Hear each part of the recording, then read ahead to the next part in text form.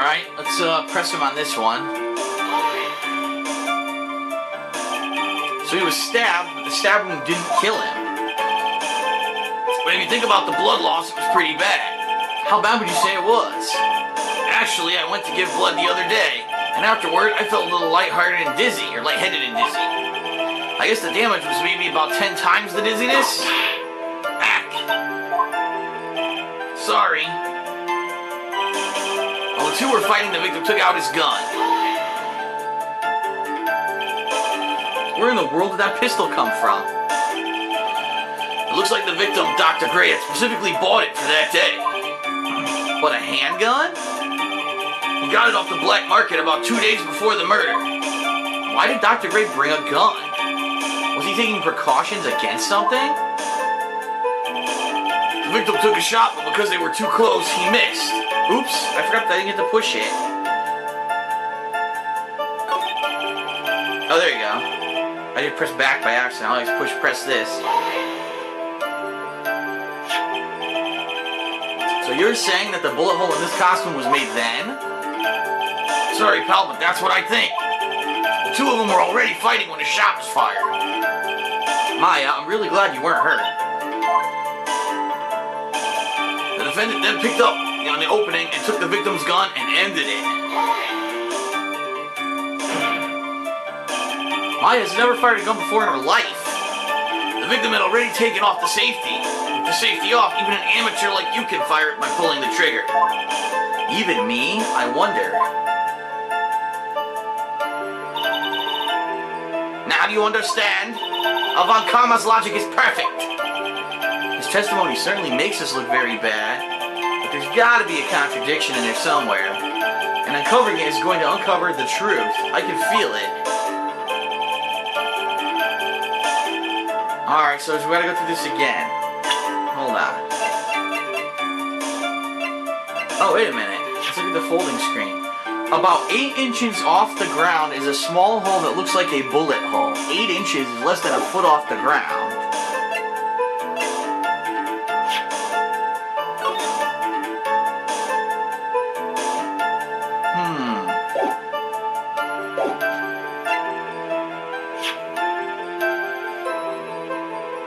Stabbed in the chest and shot point blank. Gunpowder residue around the bullet hole.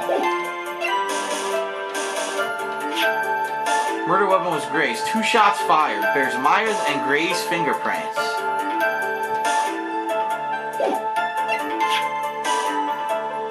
Belongs to the face. Bears Myers' fingerprints. Fruit knife.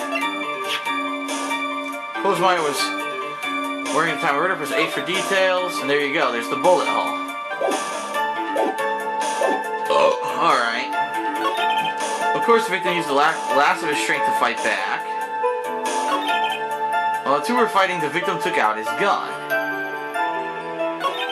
The victim took a shot, but because they were too close, he missed. Because they were too close. Well, remember what they said. They said that he got killed by point-blank range, which left gunpowder residue on his head. So if all this happened in a close-up scuffle, why isn't there any gunpowder residue on this? This is a crazy guess. I mean, I could be completely off base and overthinking it, but I don't see any gunpowder residue on the bullet hole. See that? I'm gonna present this, see what happens.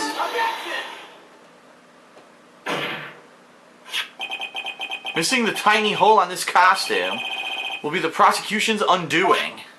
I guess I got it right. Hey, what do you mean? This little hole has actually created a huge hole in your testimony. Explain yourself, Mr. Wright. You said the two of them were fighting when the victim fired his gun at point blank.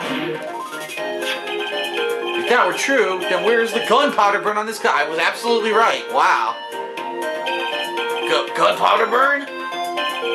This is what you testified earlier. When something is shot from point blank, a burn area is left around the bullet hole. Oh, but there's not a single trace of gunpowder burn on this costume. Rubble, rubble, rubble, rubble. It's a bulletproof costume. That is a very good point. And what exactly does this mean? It means that when the shot was fired, they were standing apart from each other. I'm disappointed, Mr. Phoenix Wright. You think you can punch a hole in my logic with that? With wishy-washy thinking like that, anyone can explain anything away. Then I implore you to disprove my line of thinking. Let's see. In the middle of their fight, the victim pushed the defendant away. And it was then, when they were separated, that he fired. How was that? As if that was even possible. According to testimony, the wound from the stabbing was very severe. The victim would not have had the strength to push the defendant very far after that. Oh! Well then, that's right. The defendant must have pushed the victim away. After stabbing him, she must have put some space between the doctor and herself. And then while she was preparing to strike again, the doctor took his shot. There, that should satisfy even you. That does make an awful lot of sense. What do you think, Mr. Wright? I must be careful. I can't afford to make a mistake here. Concentrate and think. Something doesn't make sense, obviously. There was a fatal flaw in her argument, Your Honor. Fatal? Flaw? Yo! Very interesting. I'd love to see where this flaw is. Show me something that contradicts my explanation. There has to be a snag in her explanation somewhere. She put some distance between them before rushing to make the final blow. And when she was about to strike, the doctor took his shot. There must be a piece of evidence that contradicts this line of thinking. Well, we know it's not this, right? No, that wouldn't prove anything. 2 shots. It still holds up to the 2-shot theory. I've used this 1,000 times now. It can't be this again.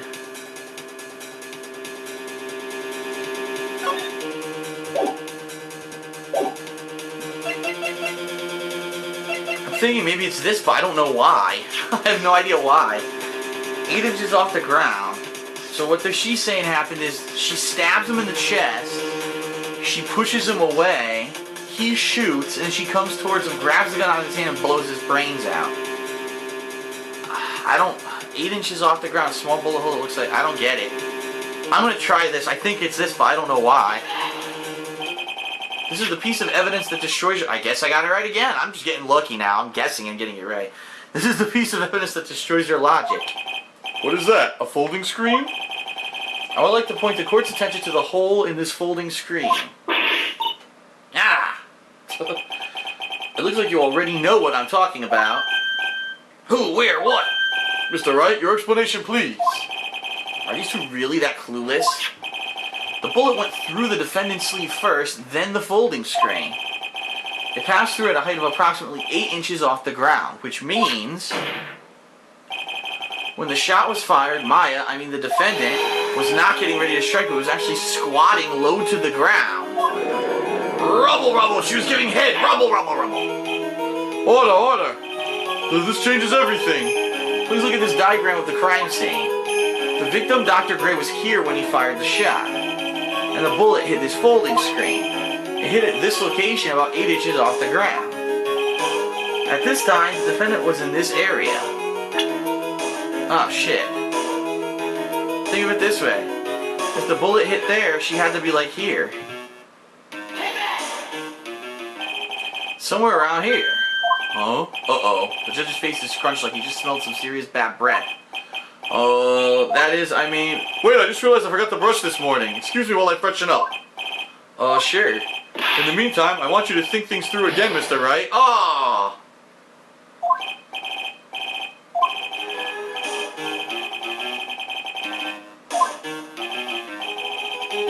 Where was she then? I'm gonna say she was right here then, right in front of where the bullet hole hit. She was standing here, near the folding screen. Okay, I guess that was right. But wait a second. We know the defendant was close to the ground based off the height of the bullet hole. But how can you gauge the distance from that? Isn't it possible that the defendant was standing much closer to the victim?